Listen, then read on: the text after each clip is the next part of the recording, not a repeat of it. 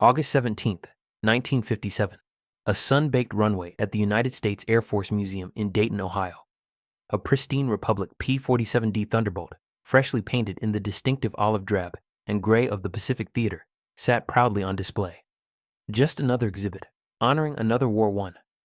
The Thunderbolt, affectionately nicknamed the Jug by its pilots, was celebrated as the ultimate Allied fighter bomber. Rugged, powerful, and capable of absorbing impossible amounts of damage. It was a symbol of American industrial might and the relentless air superiority that crushed Imperial Japan. The accompanying plaque told a standard heroic story. It highlighted the P-47's staggering ground attack capabilities and its pivotal role in the air war over the Philippines and Japan. But for historians, one mission stood above all others, a feat of logistics and devastating power. The Thousand Thunderbolt Strike. Official records describe the mission, which took place in the later stages of the war, as the largest single concentration of P-47s in history, a massive, coordinated ground attack targeting a heavily fortified Japanese supply depot. It was a tactical success, widely credited with shattering the final vestiges of Japanese logistical strength in the region. The image of those Thousand Thunderbolts flying in formation, a steel storm that darkened the sun, became an icon of Allied dominance. Yet, whispers and strange omissions had always clung to the legend of that day. Why did the official mission debriefs focus so obsessively on the aircraft's heavy machine guns, practically ignoring the rocket and bomb payload? Why were the damage assessments so disproportionate to the stated ordnance? The truth, it seemed, had been buried not by wartime necessity, but by a deliberate act of historical sanitization. In 2018, the National Archives released a massive batch of photographic negatives from the Pacific War, initially deemed too degraded for public display. This was where Dr. Elena Petrova, a relentless archival historian specializing in post-war aviation technology, began her investigation. Petrova, working out of a small, cold lab at the University of Chicago, began feeding the brittle, 70-year-old film into a state-of-the-art digital enhancement system, the same classified optical reconstruction technology used by the National Geospatial Intelligence Agency. She was searching for mundane details, serial numbers, squadron insignias, small patches of repair work. What she found on the 10th negative, a seemingly routine aerial photograph of the 348th Fighter Group taken just hours before the Thousand Thunderbolt Strike, was anything but routine. The photograph showed a line of P-47s waiting for pre-flight checks. They were laden with external fuel tanks for range, and under their wings, the characteristic HVAR high-velocity rockets were clearly visible. But as the enhancement software sharpened the image, focusing on the rocket's fins and warhead, Dr. Petrova's blood ran cold. The rockets were not the standard fragmentation or armor-piercing models she knew from thousands of other photos. The nose cones were subtly different, more elongated, terminating in a specific kind of three-pronged electrical contact. This was not a standard HVAR rocket. It was an unauthorized, highly experimental weapon, and according to the photo, every single one of those 1,000 P-47s was carrying them. The Japanese never expected 1,000 P-47 fighters to fire a rocket salvo at once. It was an operation that was supposed to be about tactical bombing. Instead, it was an unholy demonstration of power that official history deliberately mislabeled. The detail on that single rocket, once obscured by 7 decades of emulsion decay and government secrecy, was the first sign that the legendary Thousand Thunderbolt Strike was not a victory. It was a devastating crime, masked as a battle. April 1946, Tokyo. The ruined skeletal structure of a former government building. The image, a black and white print, held in the U.S. National Archives under the accession number PAC 46-109D, was the official photograph commemorating the first formal American aerial reconnaissance mission over the defeated Japanese capital. It was a picture of triumph and meticulous cleanup, meant to show the world that order was being restored. The primary subject was Major General William Wild Bill Donovan, the celebrated Chief of the Office of Strategic Services, OSS, posing beside a newly delivered liaison aircraft. The photograph was iconic, frequently reproduced in post-war histories. But Dr. Elena Petrova wasn't interested in Donovan. She was interested in the background, specifically, a stack of large, military-grade wooden crates awaiting transport, partially covered by a tarp. These crates were captured and crated Japanese equipment, likely headed for analysis at Allied Technical Intelligence Centers. Petrova isolated the area and applied the digital enhancement protocols that had exposed the rocket's hidden detail in Part 1. The result was startling. The tarp was thin and water-stained. Beneath its folds, digital magnification revealed stenciled labels on the crates in both English and Japanese characters. The Japanese characters were technical designations for Type 99 magnetic landmines and ammunition components, heavy ordnance. The English labels, however, were terse and administrative. Pack T-12, high-value debris, do not handle, priority 1 disposal. Disposal, Petrova murmured, staring at the screen in her darkened lab. Not analysis, not storage, disposal. But the chilling detail came from the specific English administrative mark on the lower right corner of the crate, dedicated to heavy ordnance. It was an unusually detailed handling stamp with a 3-digit code, 7.4.3, followed by a handwritten addition in black grease pencil. P-47 Strike target. The crates contained debris from the site of the legendary Thousand Thunderbolt Strike.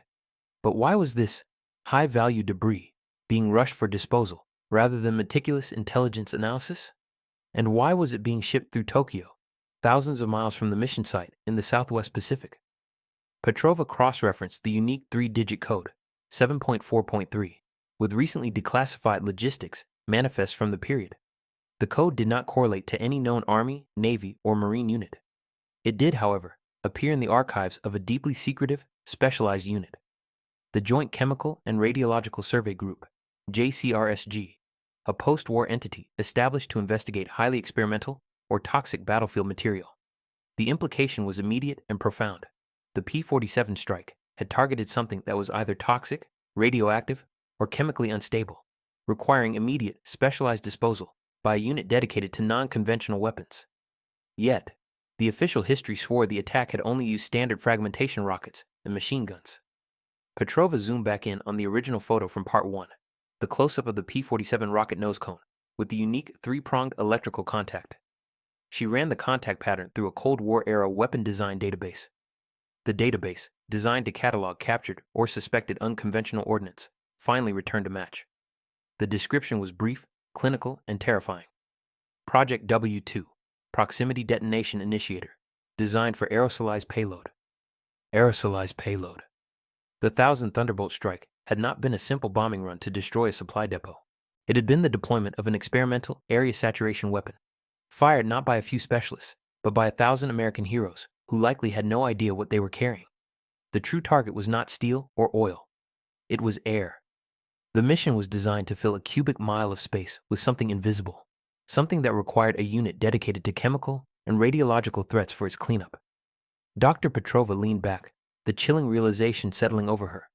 The single salvo wipeout described in legend was no longer a matter of overwhelming kinetic force. It was a matter of weaponized poison, deployed under the cloak of American air superiority. And the evidence, shipped in crates bearing a toxic disposal code, had been hiding in the background of a celebratory photo for 70 years. The secret power of the Thunderbolt was not its durability. It was the lethal deception it carried. October 2018, Chicago, Illinois. University Research Lab, 4B. The air in the lab was thick with the ozone scent of high-powered computers. Dr. Elena Petrova stood before the screen, the digitized, high-resolution image of the Project W2 proximity fuse filling her vision. The initial shock had given way to a terrifying certainty. She wasn't just investigating a forgotten mission. She was standing on the precipice of revealing a military atrocity disguised as a historical victory. The sheer scale of the deception was overwhelming. 1,000 aircraft, 4,000 rockets, an aerosolized payload, potentially chemical or biological, deployed not in the fog of a desperate battle, but in a pre-planned, coordinated strike that official history lauded as the finest example of Allied air-to-ground precision. Petrova's training as an academic rebel kicked in. She knew that simply publishing her findings in a peer-reviewed journal would result in immediate, suffocating denial from the institutional establishment. The entire post-war narrative of the Pacific Campaign and the reputation of the Air Force itself was anchored to the clean, heroic story of the Thousand Thunderbolt Strike. She needed confirmation from a source that couldn't be dismissed as a blurry photograph and a cryptic shipping code. She needed to look into the eyes of a man who had been there. Petrova reached out to Dr. Michael Chang, her counterpart and a specialist in electronic intelligence at the Smithsonian, the same resource utilized in the Morrison case. Chang's expertise was in signal interception and decryption, the unheard history. The call came back an hour later, crisp and cautious. Elena, I'm seeing your request. Project W2. That's black hole territory. Why are you looking into experimental rocket fuses from 44? Petrova didn't mince words. Because I have evidence that the Thousand Thunderbolt mission wasn't high explosive. It was aerosolized. and I need to know if there's any record of the communication leading up to it." Chang went silent. When he spoke again, his voice was low, laced with the professional fear of a man recognizing a line he shouldn't cross. "There's a reason the mission reports focus on the machine guns, Elena. It's cleaner. But there is one surviving asset, a former radio man from the 348th Fighter Group. His name is Staff Sergeant Leo Maxwell. He was involved in the mission's secure communications. He was flagged in '78 for a psychiatric evaluation and placed under permanent security monitoring. He's been living in a VA facility in Arizona for decades. He never talks about the mission. Never." This was the opening. A witness whose silence was mandated, whose memory was deemed a security risk. Petrova immediately requested all declassified psychological evaluation files pertaining to Maxwell. What she found was a chilling document from July 1945, barely a month after the strike. The psychiatrist's summary was stark. Subject Leo Maxwell displays extreme distress and generalized anxiety. Delusional ideation concerning the nature of the ordnance deployed on mission target redacted remains fixed. Subject insists the attack was not a conventional operation, stating repeatedly, "They turned the sky into acid. It wasn't kinetic, doctor. It was silent death." Recommendation: classify all mission-related testimony as high-risk delusion to maintain operational security. OPSEC. Patient is not a liar. He is a witness to a truth the public cannot comprehend. Silent death. The three-pronged electrical contact was designed for proximity detonation, maximizing the dispersal of the aerosolized payload high above the target. It wasn't kinetic force. It was saturation. Dr. Petrova realized the core of the thriller. The pilots themselves were the first victims of the cover-up, forced to live with the knowledge of a betrayal so profound they were labeled insane to silence them. Her next move wouldn't be into archives, but into the quiet, controlled environment of a VA facility to meet the man who knew what truly happened the day the sky caught fire. May 1945, Manila, Philippines, the headquarters of General Douglas MacArthur. The war in Europe was effectively over, but the Pacific conflict had settled into a brutal, grinding slog. The prevailing military narrative held that the Thousand Thunderbolt Strike was simply a necessary logistical blow, a way to cut off fuel and ammunition destined for the Japanese defenses on the mainland. But to understand the terrifying logic behind using Project W2, Dr. Petrova had to look deeper into the psychological and strategic deadlock of that specific moment. Petrova accessed Operation Stalemate, a vast, declassified Joint Chiefs of Staff strategy file from early 1945. The documents painted a picture far more desperate than the heroic histories allowed. The primary issue wasn't the Japanese Army's strength, it was their fanaticism. The recent battles for Iwo Jima and Okinawa had demonstrated a horrifying new reality. The closer the Allies got to the home islands, the higher the ratio of Japanese dead to captured prisoners became.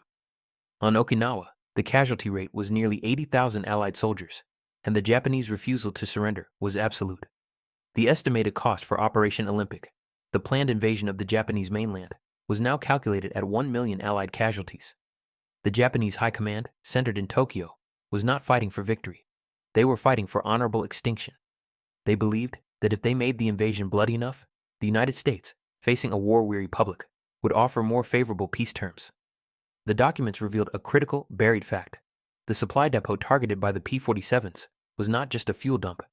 It was a massive underground assembly facility for Imperial Army balloon bombs, Fugo, and other nascent, low-tech vengeance weapons intended for the mainland invasion defense. Destroying the facility was crucial, but conventional bombing had failed repeatedly due to the facility's depth and construction. In a memorandum dated May 10, 1945, General MacArthur's Chief of Staff wrote a chilling assessment. Conventional kinetic force cannot break the fanaticism. The enemy leadership views the loss of material as confirmation of their sacrifice, not reason for surrender. We require a weapon that inflicts instantaneous, overwhelming, and psychologically devastating defeat with zero warning. A defeat that suggests a new, impossible level of American power, something that removes the very ground from under their feet. This document, previously framed by historians as a generalized call for air supremacy, now read like a direct, explicit order for an unconventional, terror-based weapon. The target was not just a place, it was the will of the High Command. And Colonel Blackjack Keane, the mission's architect, understood this perfectly. He wasn't tasked with destroying a depot. He was tasked with deploying a weapon so efficient and invisible that its result would look supernatural, a targeted annihilation that would shatter the Japanese leadership's faith in its own defensive capabilities. Dr. Petrova realized the core of the Thousand Thunderbolt Strike was not to save Allied lives by destroying supplies. It was to break the enemy's spirit through psychological terror. The need for a million-casualty invasion had driven the U.S. command to authorize the use of a weapon so devastating that its details had to be purged from history. The cover-up wasn't about shame. It was about ensuring the world never knew the full extent of the horror necessary to bring the Pacific War to its swift, final end. Washington, D.C., 1982. The Library of Congress Manuscript Division. Dr. Petrova tracked the career of the man who had conceived the Thousand Thunderbolt Strike, Colonel Alistair "Blackjack" Keene.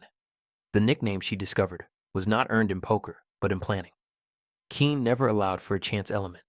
His missions were designed to be an all-or-nothing, sure thing. Keene was an enigma. Officially, he was a logistics officer and brilliant strategist, but his true expertise lay in the burgeoning field of weaponized meteorology and dispersal theory, the science of how to deliver a payload over a massive area using atmospheric conditions. Petrova accessed Keene's sealed personnel file, released only after his death in 1979. The documents revealed a pattern of behavior that unnerved his superiors even during the war. He was less a soldier and more a coldly objective scientist, applying mathematical principles to mass destruction. A memorandum from Keene to the Chief of Staff, dated April 1945, outlined his philosophy, a chilling precursor to the P-47 strike. The enemy has built defenses against kinetic energy and fragmentation. They have not built defenses against total environmental saturation. We must not merely strike the target. We must eliminate the air above the target, rendering the site nullified not by explosion, but by instantaneous biological level collapse. The delivery platform must be ubiquitous and overwhelming, providing zero chance of interception, verification, or escape. This confirmed Petrova's terrifying hypothesis. The target was to be erased from the ecological map, not just the military one. The crucial discovery came from Keene's personal correspondence, a collection of letters to his former Massachusetts Institute of Technology, MIT, colleague, Dr. Elias Thorne, a physicist involved in the development of the Project W2 fuse. The letters, written just weeks before the P-47 mission, revealed the logistical nightmare of preparing the strike. Keene detailed the incredible challenges of modifying 1,000 P-47s, an operation that required stripping out non-essential equipment, upgrading electrical systems, and coordinating 4,000 non-standard rockets across multiple dispersed airfields, all while maintaining the cover story of a routine mass sortie. In one letter, Keene wrote, "The political minds insist on a clean, kinetic result. They demand plausible deniability, yet they require a psychological blow that transcends the atomic. We are the instrument of this moral contradiction, Elias. When the sky catches fire, the world will remember the jugs, but they will never know the silence of what we delivered." The statement confirmed that the Thousand Thunderbolt Strike was not a tactical mission that happened to use an experimental weapon. It was a calculated display of technological terror designed to look like a conventional attack, achieving a non-conventional result. Colonel Blackjack Keene had meticulously engineered a war crime behind the facade of heroic air power. And now, armed with the knowledge of Project W2's existence and Keene's scientific intent, Dr. Petrova was ready to confront the most guarded secret of the mission, the exact nature of the weapon itself. May 2019. The Massachusetts Institute of Technology, MIT, Archives, Cambridge. Dr. Petrova followed the trail of Colonel Alistair Keene back to his academic roots and his correspondence with Dr. Elias Thorne, the Project W2 physicist. The official historical record presented Thorne as a specialist in radar and guidance systems. The truth, buried in the footnotes of his private research papers, was far more disturbing. Petrova located a series of complex technical drawings filed under atmospheric optimization studies. These were the actual blueprints for the Thousand Thunderbolt Strike, a meticulous scientific plan that treated the battlefield not as terrain, but as a vast, breathable volume. Keene's plan, which he referred to internally as Operation Skynet, was an engineer's solution to an impossible military problem: mass saturation. It called for the deployment of a minimum of 4,000 aerosolized rockets simultaneously to ensure a uniform concentration across a 10-square-kilometer target zone. This was the logistical reason for involving 1,000 P-47s. Nothing less could achieve the necessary density. Proximity trigger. The blueprint specified the Project W2 fuse, the three-pronged contact Petrova had identified, which was designed to detonate the payload at a precise altitude of 400 feet above the target. This altitude was scientifically calculated to maximize gravitational dispersal before ground impact, ensuring that the weapon's contents mix completely with the breathable air. The payload constraint. The drawings contained a heavily redacted section labeled Composition Alpha 7. However, the accompanying engineering specifications revealed the payload's physical characteristics. It was required to be a non-gaseous, biologically inert liquid concentrate with a molecular weight optimized for rapid airborne breakdown and a specific, highly corrosive reaction to organic material upon inhalation. The blueprints insisted the payload must leave no thermal signature, no residual powder, and no trace of heavy metals. This final point was the most terrifying confirmation. The weapon was specifically engineered to be self-erasing. It was designed to kill instantly, silently, and leave behind nothing but the physical remains of the victims, making conventional forensics impossible. The swift disposal of the crates marked PCT-12, Part 2, was not to hide a conventional weapon, but to hide the vessels that carried the invisible killer. Petrova found a handwritten note from Keen scrawled across the margin of the final blueprint. The beauty of Alpha 7 is its simplicity. The enemy will see the thunderbolts, they will hear the thunder, but they will never comprehend the poison whisper that takes their breath away.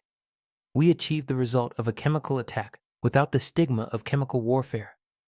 Keen hadn't just created a mission, he had created a premeditated historical void, ensuring that the devastating effects would be attributed to the sheer kinetic volume of 1,000 aircraft, not the silent, engineered terror they unleashed. June 2019, the Argonne National Laboratory, Chicago. Dr. Petrova had used her academic standing and the seemingly innocuous, degraded archives claimed to gain access to Argonne's state-of-the-art synchrotron X-ray fluorescence, SXRF scanner. Her objective, to analyze the actual remnants of the Project W2 proximity fuse identified in the Tokyo photo, which, though slated for disposal, had been secretly retained by the Joint Chemical and Radiological Survey Group, JCRSG, as a forensic sample. The sample, a corroded, half-fused metal cone retrieved from the target site, had been stored for 70 years in a sealed lead container. It was the only physical piece of evidence that could definitively prove what the P-47s had deployed. The SXRF scanner, designed to map the molecular composition of materials with forensic precision, began its work.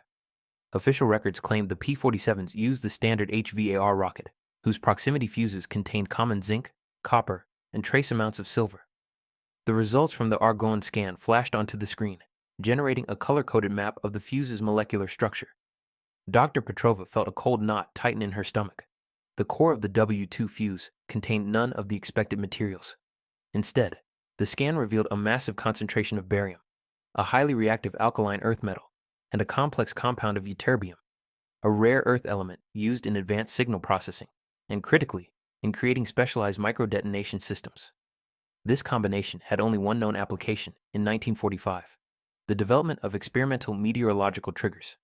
Barium was used to create a short-lived plasma cloud upon deployment, and ytterbium acted as a precision timer, allowing the fuse to detonate the payload only when the rocket reached the exact calculated dispersal altitude of 400 feet, regardless of minor fluctuations in barometric pressure. Keen's Operation Skynet, Part 6, was confirmed. The W2 was not designed to impact the ground. It was designed to maximize airborne saturation. But the most damning evidence was found inside a tiny, shielded chamber within the fuse mechanism. The SXRF data showed a concentrated residue of a compound that defied standard military classification. Petrova contacted Dr. Chang at the Smithsonian, requesting a comparison with Cold War bioweapon debris samples. The match was instantaneous and terrifying. The residue was a degraded, polymerized form of compound VX-19, a highly volatile organophosphate developed in 1943 by German scientists. VX-19 was known to be a non-persistent, neurotoxic agent, odorless, invisible, and designed to induce instantaneous respiratory and cardiac collapse upon inhalation, leaving no trace in the soil or water. The puzzle was complete. The delivery system, P-47s, provided overwhelming volume and plausible deniability. The trigger, Project W2, ensured perfect atmospheric dispersal at 400 feet. The payload, VX-19, an invisible neurotoxic poison designed for instantaneous mass casualties without leaving forensic evidence of chemical warfare. The Thousand Thunderbolt Strike was not a victory for kinetic power. It was the largest single deployment of a covert nerve agent in American military history, a secret weapon used not to destroy infrastructure, but to wipe out every single living organism within the target zone, validating Keen's demand for instantaneous, overwhelming, and psychologically devastating defeat. The legendary effectiveness of the P-47 strike was not due to its 8 machine guns. It was due to the silent, lethal cloud that descended upon the Japanese position. June 2020. The Military History Institute, Carlisle, Pennsylvania. Dr. Petrova had secured access to the private papers of Major Thomas "Torch" Riley, a flight leader in the 348th Fighter Group, who flew in the Thousand Thunderbolt Strike and died years later, having never spoken of the mission. Among his effects was a small, canvas-bound diary, its pages brittle with age and the faint smell of aviation fuel. Riley's entries provided the crucial human perspective, detailing the strange, high-pressure atmosphere in the days leading up to the massive strike, revealing the meticulous deception Colonel Keane, Part 5, had engineered to keep the pilots ignorant of their payload. The entry for the night before the mission was particularly telling. June 14, 1945. Couldn't sleep. The field is a circus. Never seen so many jugs lined up, 4 deep on every taxiway. The rumor is we're hitting the Fugo bomb assembly plant, the big one in the caves. Command is calling this Operation Divine Windbreaker. Ha! The mood is tense. We're carrying a full load of HVAR rockets, 4 per wing, max ordnance. But the ground crews are acting twitchy. Our usual armament sergeant, Pops, nearly had a breakdown. He kept saying, "These ain't the high explosive kind, Major. They got some damn glass on the front. Feels light, too." I told him to shut up and stick to the spec sheet, but he was right. They felt wrong. The damn glass and light feel described the Project W2 proximity fuse and the VX-19 concentrate payload, Parts 6 and 7. A lighter, more complex warhead, disguised as standard high explosive.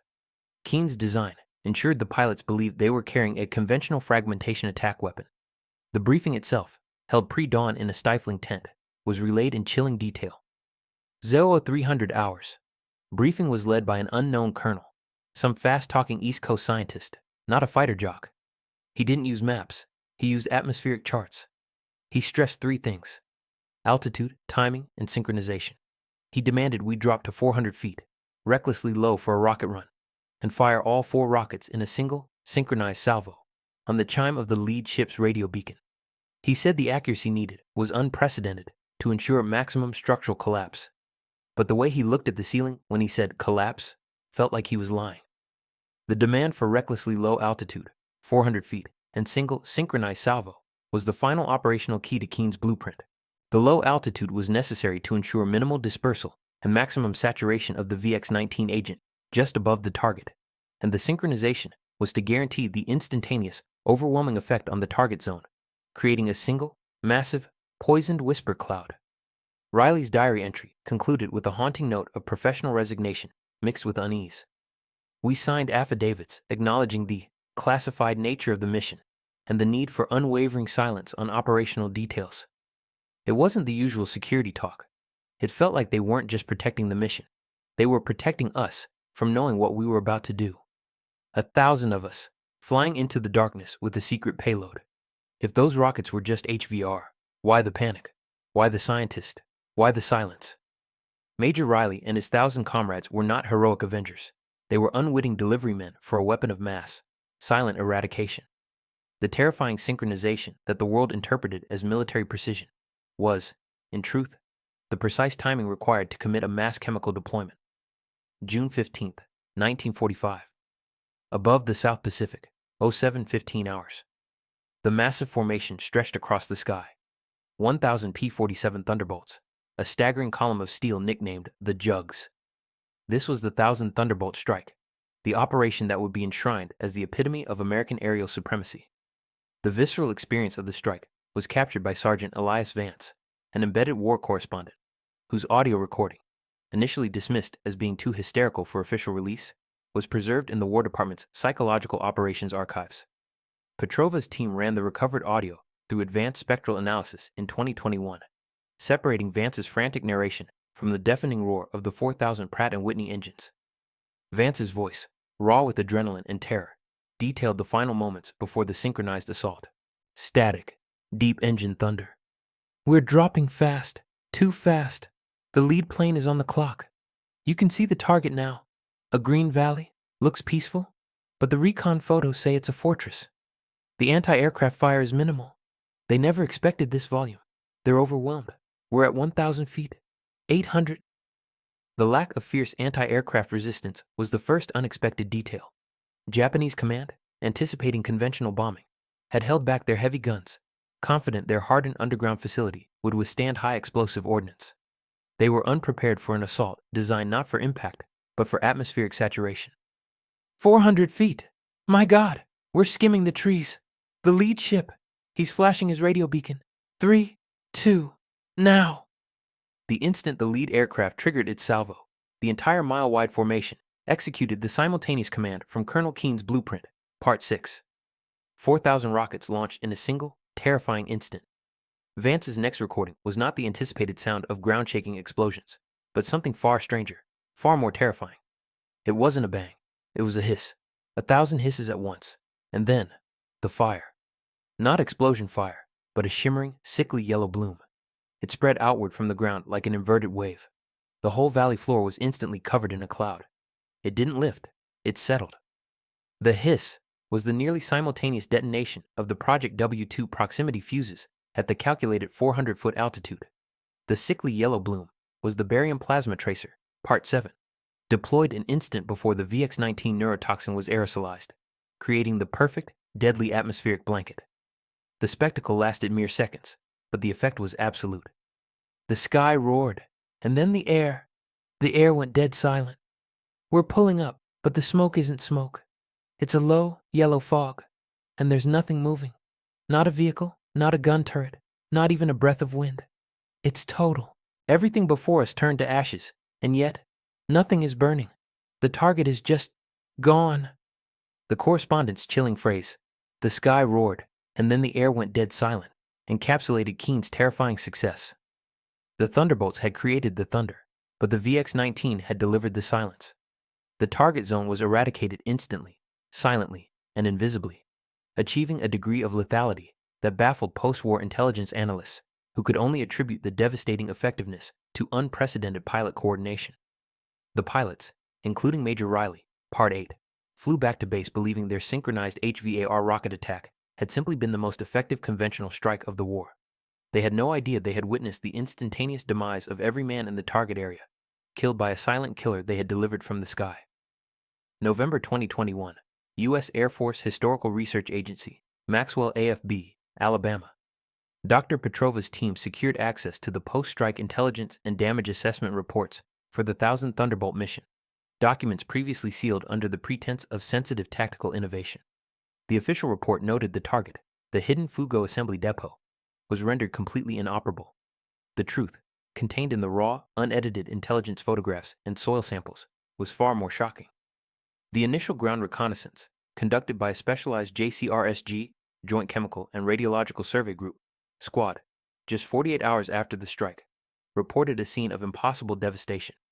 The target area, which was known to house an Imperial Army battalion of approximately 800 to 900 men tasked with defending the depot, showed no signs of conventional battle. The intelligence report, labeled Red Fox 7A, contained the chilling observations. The facility entrance appears structurally sound, suffering only superficial shrapnel damage from the rocket casings. There are no large craters. There is no evidence of sustained fire. Yet, the entire forward encampment is silent and frozen. All personnel, including sentries and heavy machine gun crews, were found at their posts or within their bunkers, in positions of routine activity, eating, writing, or resting. The critical detail was the condition of the Japanese soldiers. They had not been killed by blast or fragmentation. Their bodies were completely intact. Petrova focused on the forensic appendices of the report, which included the findings of the JCRSG medical officer, Dr. Kenji Ito, a Japanese-American physician assigned to the cleanup team. Ito's internal memo, marked Immediate Eyes Only, Director JCRSG, detailed the results of the rapid field autopsies. Cause of death in all observed cases, Nurture 37, is uniform. Acute and instantaneous respiratory cessation, leading to immediate cardiac arrest. There are no signs of external trauma, internal hemorrhaging, or blast exposure. The victims appear to have died in mid-breath. This is consistent with a rapid-onset neurotoxic agent delivered through the respiratory system. The level of lethality across the entire area suggests an overwhelming saturation density. The memo provided the final, definitive confirmation of the VX-19, Compound Alpha 7 deployment, Part 7. The Fugo Battalion, nearly 1,000 men, were not killed by American rockets. They were killed by poisoned air. The psychological effect on the JCRSG team was also documented. Dr. Ito noted that the soldiers' untouched possessions and frozen, lifelike postures suggested a death that defied combat reality. One JCRSG sergeant wrote in his field notebook, "They look like wax statues. They just stopped, like someone turned off the air." This total, silent eradication was the terrifying success of Colonel Keene's Operation Skynet, the deployment of an invisible killer that wiped out an entire battalion in the span of a single synchronized salvo. The official history claimed a victory of kinetic power. The forensic evidence confirmed an execution by weaponized deception. The Thousand Thunderbolt Strike was not an attack. It was a demonstration of a terrifying new form of warfare. December 2021. U.S. Intelligence Community Archives, Fort Meade, Maryland. Dr. Petrova utilized her connections to access a deeply classified collection of intercepted and decrypted Imperial Army communications and internal memos from the period immediately following the Thousand Thunderbolt Strike. The documents, labeled Operation Scythe Harvest, were the true measure of Colonel Keene's success, a psychological victory so profound it fractured the enemy's will. The Japanese High Command, based in Tokyo, was initially briefed that the target had been destroyed by an impossible concentration of heavy ordnance. However, the first intelligence reports from the site, before the JCRSG cleanup team, Part 10, arrived, spoke of an incomprehensible silence. An encrypted internal memo from General Katori, the Imperial Army Chief of Staff, to the War Minister, dated 1 week after the strike, was the most damning evidence. Katori was not discussing material loss. He was discussing a collapse of morale and belief. The loss is not merely material. The loss is in the manner of the destruction. Our engineers report negligible structural damage to the bunkers, yet the garrison is gone. Not a single man survived the initial wave. The survivors of the outer perimeter, who witnessed the aftermath, speak of a yellow mist that brought instant, silent death. This was not a conventional weapon, nor was it the rumored American atom bomb. This was a targeted act of God, deployed by aircraft we thought we could shoot down. The reference to the act of God confirmed that the enemy recognized the strike as something beyond kinetic warfare. They had prepared for explosions and fire, but they were utterly unprepared for the silent, self-erasing neurotoxin, VX-19, that left no physical trace of its true nature. Petrova found a series of entries from the diary of a captured Japanese pilot, Lieutenant Akira Sato, who had been tasked with a reconnaissance flight over the target zone the day after the strike. His entry was less a military report and more a chilling confession. The American propaganda always spoke of the Thunderbolt as a heavy fighter. We thought we knew its limits. But what I saw was not the result of bombs. The jungle was untouched, yet the compound was lifeless. It was as if the very air itself had turned against them. When the P-47s appeared, we knew it meant a long, hard fight. Now, we know it means it is over. The Thousand Thunderbolt Strike was designed not just to eliminate a supply depot, but to destroy the enemy's core strategic belief, the conviction that they could sustain the fight against conventional American air power.